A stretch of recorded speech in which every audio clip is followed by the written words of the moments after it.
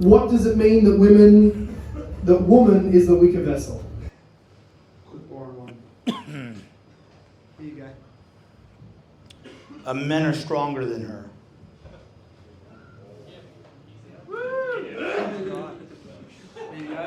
In what ways? Well, there could be a lot of different ways. Obviously, we're physically more strong. That's one way. I do think another aspect of that is men are more hormonally stable, whereas a woman's two different women in a month. She's the person she is on her up cycle as she's going towards ovulation, and the person she is afterwards. So those are two very different hormonal realities for a woman. So a woman enters, she has a period, and then she menstruates for a number of years, and she exits that. So she has a big part of her life is a series of cycles, where a guy doesn't have a hormonal decline like a woman does much later in life. That's where you have guys like Sean Connery back in the day, siring children like into his late 60s or whatever, where that's not normal for a woman. So I think, for example, when I'm sick, I'm a very intuitive person. I base a lot of things off my feelings, like my read of people.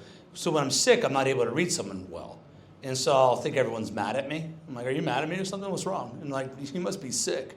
So a woman who's going through all those hormonal changes, if you've been married to a wife, she acts very different. That's hard. It's hard on a woman to go through this. There's a lot of parts of being a woman that I think makes them weak in a sense. And so physical strength, hormonal instability would be one way. Those are two that come to mind. Thank you. This one's at the top of the list. We've got, how do you deal with your wife who refuses to have sex by saying, we just had sex yesterday? Awesome. Yeah. Well, so I did my best on researching sexual frequency in marriage, and in hopes of maybe writing a marriage book someday that would deal with these things. So as best as I can tell, in kind of the prime of your youth, think 20s, 30s, 40s, not sick, probably average frequency is something like 3 times a week. That seems to be healthy marital frequency based on the studies that I was able to look at. Anytime someone says study shows, you gotta roll your eyes a little bit. But so you always want to be, less than rabbits, but more than salmon when it comes to sexual frequency. But so if you're in the range of 3 times a week, I'll just let you know that that's very normal, actually. And I do think we live in a pornified society that's got men constantly frustrated. And so a lot of times, out of that frustration, they can want to have sex more than would have been normal in a different time, actually. And adopting things like weightlifting, running, channeling that sort of stress. Because a lot of times guys that get addicted to porn and masturbation, it tends to be tied to them managing stress in their life. So they feel bad, they're stressed out about something, so then they go masturbate to porn to get the cortisol, not to get cortisol, the dopamine, and feel better and to relax. So I think a lot of times guys are kind of using their wife that way. And there is a comfort that comes from sexual intercourse, but you certainly don't want to treat it as a mere bandage. There's a real relationship there, right? So, and women also, they just have about 1/10 of a man's sexual desire.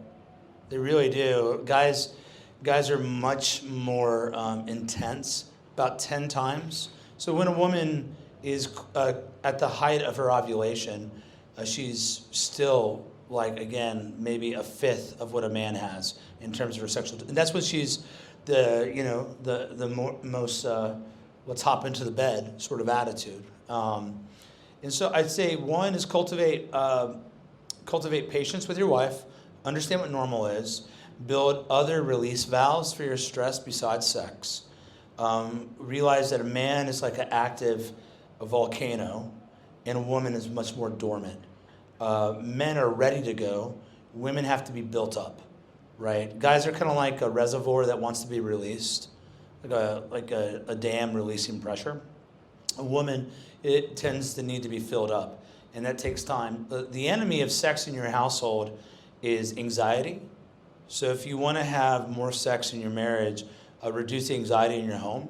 If your house is a mess, if the bedroom's a mess, if the finances are a mess, the woman's going to be stressed out, and that's going to short circuit her desire because it's hard for her to relax, you know. And so if you want to increase it, get your house under control. You know, I'm not beyond washing dishes. This is a big controversy online. Like, just do the dishes, men. First off, I have kids in a dishwasher. Like my kids do the dishes. But here's the thing. Like, I'm not beyond doing that. If something needs done in my house, I do it, right? And so, like, take control of your house. Find out the source of anxiety in your life. Like, what is she stressed out about? Relieve those things. Be a problem solver. You'll find that she relaxes, and it'll increase your sex life. It really will. But again, if you're somewhere between 1 and 3 a week, I think you should find a way to make do, and change other things in your life. Other people online will tell you differently, but their personal life's probably totally jack. So don't listen to them. Thank you.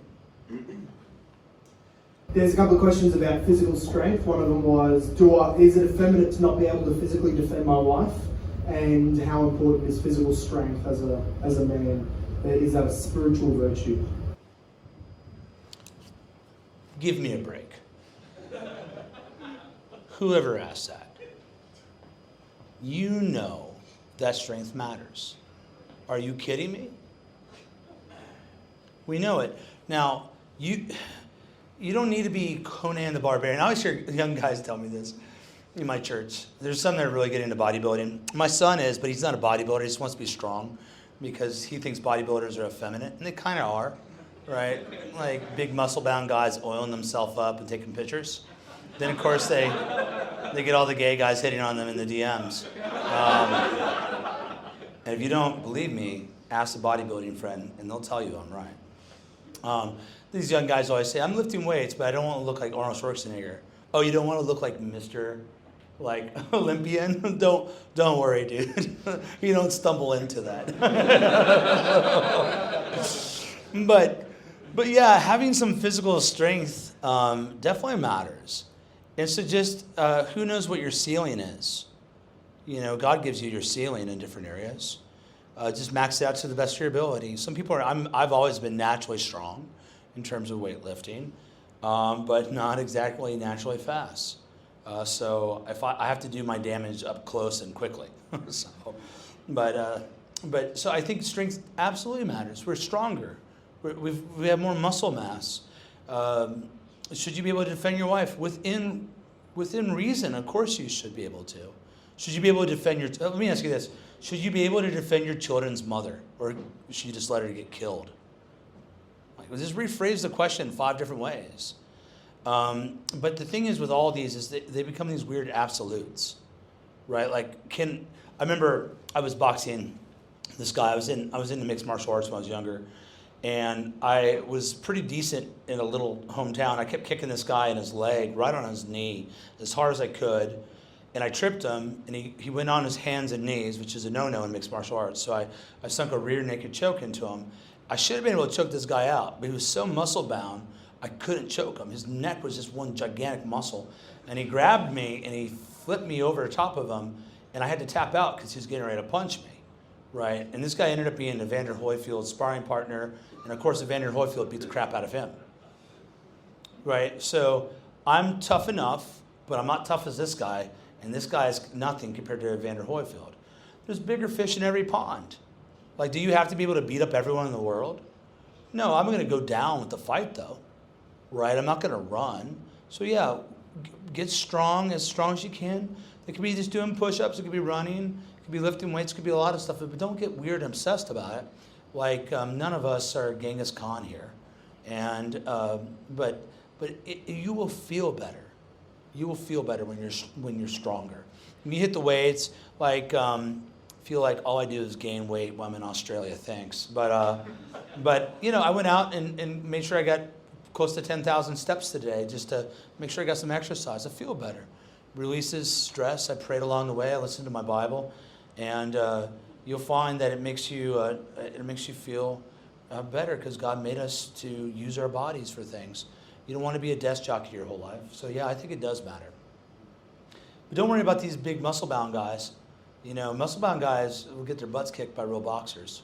So maybe go take a real boxing class, and you'll find out what tough is and tough isn't. Thank you. I'm not married, someone says, so some of these nice guy examples you used about chasing the wife did not feel to apply. Can you give some other examples of what operating with a nice guy mentality looks like? And then somebody else was asking, do you have any other practical examples of how the nice guy approach plays out as opposed to this masculine approach? So every 80s movie is based on nice guys, right? So like Pretty in Pink or Breakfast Club. There's some big nerd, and he likes the cute girl, and the cute girl likes the like jock guy or whatever. And the jock guy's actually a jerk, and the girl comes to see that, and then she likes the nerdy guy. But in the real life, that's not what happens, right? That's because some nerd wrote that script. Okay?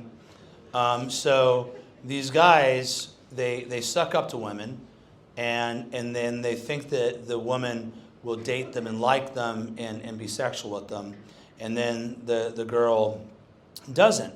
And so it's called being friend zoned, is another way to think about it, right? Where she's happy to be friends with you, but she doesn't want to be intimate with you. And so a lot of guys will they'll talk about how they respect her in all this way, and she just doesn't know that, you know, she's attracted to jerks, and you're trying to rescue her. Well, the reason women are attracted to so-called jerks is not because they're jerks, but because they know what they want, right? It could be something bad, but they know what they want, and they don't build their life around the woman, and that's actually attractive to a woman. Nice guys think putting a woman on a pedestal makes her like them, but it doesn't work that way. It's the opposite. It's the guy that has his own thing going on that she's attracted to. Women want to come to a man who has... Women are looking for a man that's worthy of their love, right? A man whose mission is getting things done, doing big things. Now, he doesn't have to be rich. I remember this one story. Is this someone was trying to prove me wrong at a conference once, and he's like, "Well, let me give you an example of why you're wrong. There's this woman, and she loved this painter, and he was totally broke, and one day, finally, people recognized his genius, and they became millionaires. See, you're wrong." No, I'm not. That's exactly what I'm talking about. That woman saw that guy's drive to be an artist and to make beautiful things, and she thought it was amazing. And she didn't care if anyone else appreciated that. She appreciated his absolute mission to create art, right? So women are very attracted to guys that are going somewhere. I think that's rooted in the fact that God made Adam first, gave him the mission, the cultural mandate, and then brought Eve to him. So that's why I'm always telling guys, like, what's your vocation? What are you working on? What are you building? What's your side hustle? You know, what are you doing at church? How's your church growing? Like, what are you into? Do you have any hobbies? So many guys, they think, I'll get a woman, then I'll become a man. It doesn't work that way, right? And God forbid you get a woman before you become a man, because that's a very rough relationship. That happens a lot. But so that'd be an example. Sucking up to a girl, if you're getting friend zoned all the time, you are the nice guy. You are. And the answer to that isn't to be nasty to women. It's to get more driven in your vocation for the glory of God. Serve more in your church. And you got to do it because it's good, right? Like my son, Athanasius, no one will listen to this for a long time, so I'm not too worried about it. He certainly won't. But Athan, he's like the Giga Chad sort of guy, meme. He's just like naturally masculine. He's my second born son. And there's this girl in my church that clearly is nuts over him, and my wife likes this girl. I'm like, he's 15, chill out. But he'll say things to girls like, you got crazy eyes. Like, he just means it. Like, he's just observing it. He's not trying to be mean. And then he'll go on, and the girls will be crazy, even the more into him after that. And it's because he doesn't need them, right? It's because he's not desperate, and he just wants to play video games, work the soundboard, starting to lift weights, work a job at the stalls. He's not interested in girls at all, and that just drives them wild. So that's get caught up with life, get caught up with good things, and then a woman will want to be part of that eventually, usually. So people are asking about how to pursue a woman without chasing, how to not seem desperate, how to not be a beta chaser, but still meaningfully pursue somebody, and maybe mingle into that the theology of having a mission to call a woman to, rather than making a woman the mission. Well, one way not to chase a woman is just to date a lot of women. And I know that's going to be offensive to some people, but here's what I mean by that. So when I say date, I don't mean fornicate. Just to be clear, you can't fornicate. You're a Christian. Fornicators go to hell. You got to have that under control. That's Scripture's very clear. So what I mean by date is go hang out with someone somewhere, right? Grab a coffee, go to a movie, whatever it is you do. I have no problem with guys seeing multiple women all at the same time if they're not lying. If it's like, I'm just trying to get to know you. I think the first thing to find out in relationships is if there's any basic chemistry. So one of the advice I give a lot of guys is when you go on a date, just have fun. Reformed guys get all autistic. And so what's your view on the Ordo Salutis, right? Like, that just drives the chicks nuts, right? So they'll do these like interviews where it's like she's applying for a job or something. And I would just... Some catch. Yeah. My advice is just to go do something fun that's not intense. In other words, you're not staring at each other the whole time, but you're doing something, right? It could be an arcade. I don't know. It could be a service project, whatever. It's just fun, where you get to know bowling. It could be, do you guys do bowling here? Yeah, okay. I don't know. I don't know what's going on, right? Like, you guys don't have rights, right? I have. Right? It's all very confusing to me. But my point is to do something where you just get to know them, see if there's chemistry. And also when you're seeing other women, here's what it shows. It shows that you have options, right? And when you have options, like one thing I remember in middle school, I don't know if this happened to you guys, but the first time I got a girlfriend, then suddenly other girls wanted to be my girlfriend, right? And it's like crazy. Once you like have something, other people want to be part of it. So when you have options, that keeps you from being desperate. And the key though is as soon as you start to realize that this is someone you're interested in, there's good chemistry and they fear God, then you need to stop spitting plates, right? And focus in on that person and be genuine.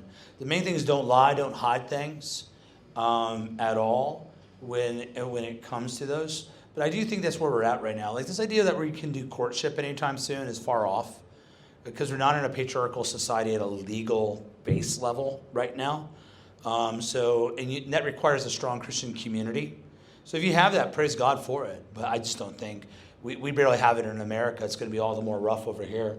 So I think something like a sort of principled, old school dating where you meet a lot of people, get to know them, that allows you to get to know people, demonstrates that you have options, and then you start to zoom in on someone.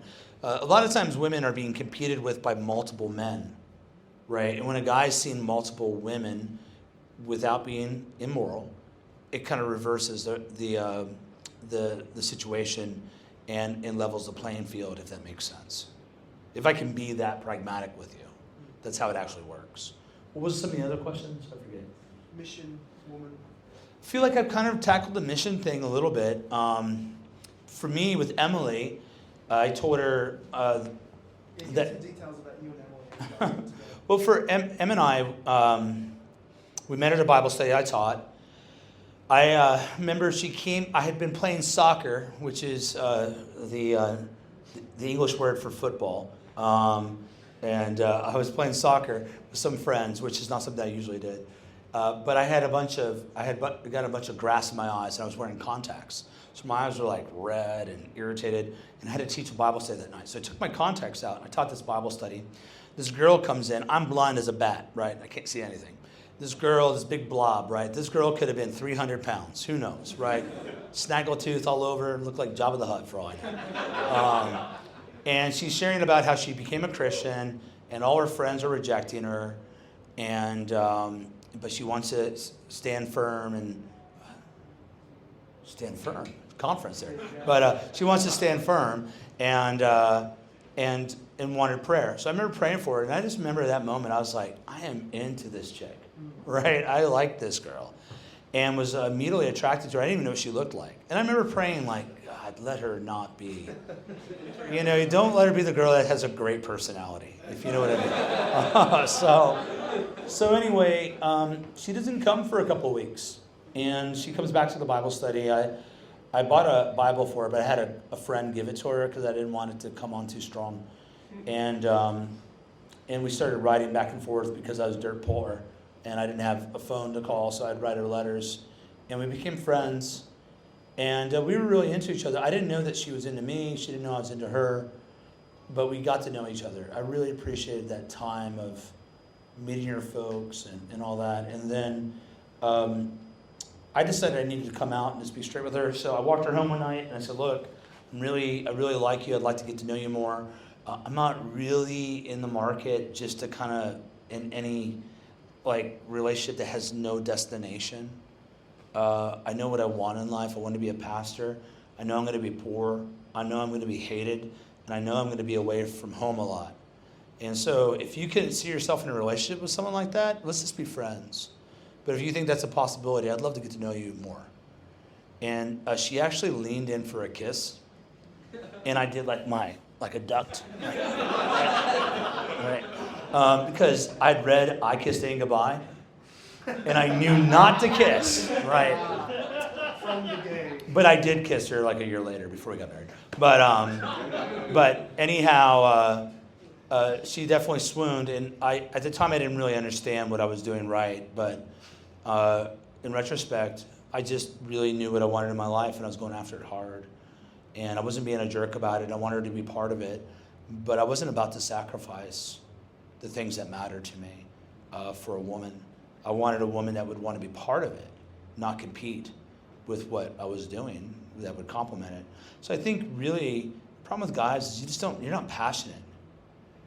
I hate the word passionate too, because it got Louis Giglio and John Piper and all these guys took it and made it a kind of a gay thing. But you really should be passionate. You should really care about things. You should be building something. You should be willing to die for things, right? Everyone respects that. Other men respect that. When you're the first person in a new job, be the first person in. Get there 15 minutes early, leave 15 minutes late.